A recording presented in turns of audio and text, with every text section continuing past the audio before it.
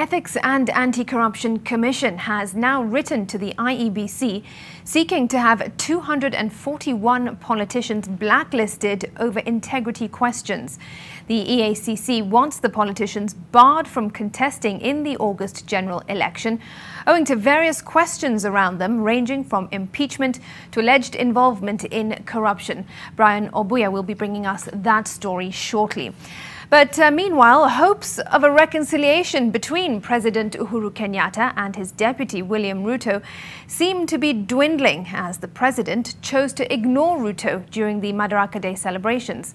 Well, despite this being a national holiday, Ruto did not feature anywhere in the day's program of events. Our senior political affairs reporter Kennedy Muredi examines the political undertones that played out during the celebrations at Uhuru Gardens. William Ruto was at the Uhuru Gardens in his capacity as the second in command, having served with President Kenyatta for the last 10 years. He was here to probably welcome his boss and invite him to make his last speech as president and maybe wish him well just like he did during the national prayer breakfast last week. But this was not to be. In fact, Ruto was not even in the program. A true and great friend of Kenya, honorable speakers, your ladyship, the Chief Justice on Martha Koome, all national leaders and leaders from across our entire spectrum, members of the diplomatic corps, fellow Kenyans, ladies and gentlemen. The president paying homage to his Sierra Leone counterpart, Julius Maada Bio, who was the chief guest, and going ahead to enumerate his successes. Naysayers have said that we should not invest so heavily in infrastructure because people do not eat roads, they do not eat bridges. I have refused their pessimism because I know what a new road means to a farmer who has for decades been unable to get their produce quickly to the market. Subtle punches were directed at Ruto, with the president accusing him of castigating the same government he serves in and which he takes credit for the good it has done, and criticized what he believes is not palatable to his campaign messages. The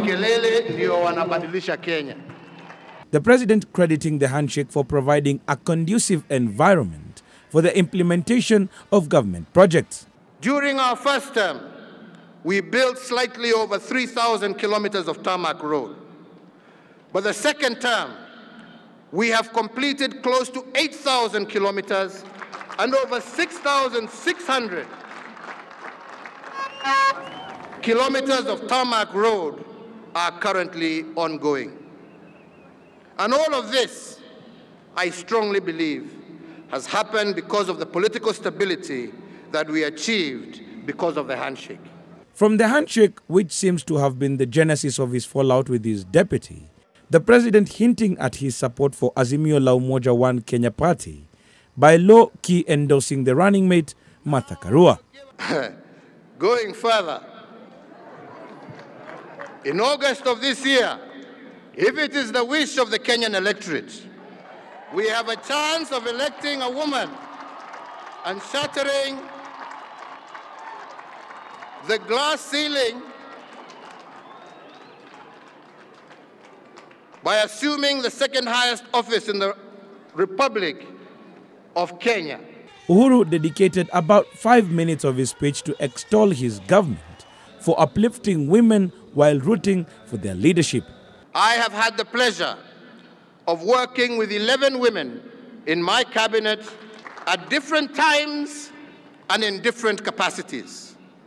All of them have occupied high-profile portfolios, and in fact, all the cabinet secretaries for foreign affairs for the last 9 years of my term have been women, and we have seen how they have placed our country globally. While acknowledging the milestones in the digital space, the head of state took issue with his critics for perfecting the art of discrediting him. This does not factor the massive expansion of the digital space that has seen many hundreds of thousands of Kenyans successfully monetize various digital communication avenues. Ndio unaona wengine wananitukana kila siku. Ni sawa tu, waendelee.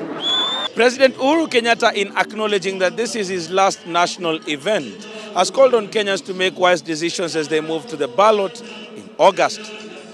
Kennedy Moreithi, NTV in Nairobi County.